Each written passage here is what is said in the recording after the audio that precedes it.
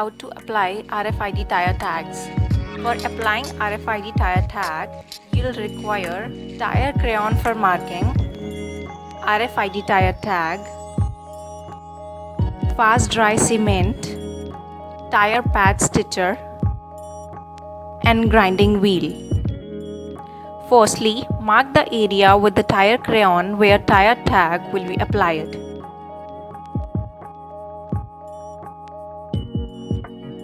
Secondly, clean the inner surface area with the grinding wheel to make it suitable for applying RFID tire tag properly.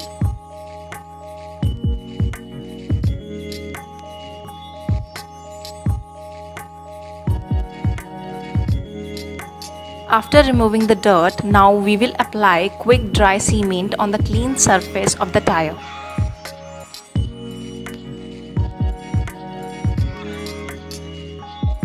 Now we will remove the half-thin protecting layer which is on the back side of the tag and apply it onto the quick dry cement applied area. Gradually remove the remaining half-thin layer of the tag. Now we will use tire pad stitcher on the top surface of the tag so that it can stick stronger to the tire. We will continue using tire stitcher for approx 30 seconds to make it stick to the tire more strongly.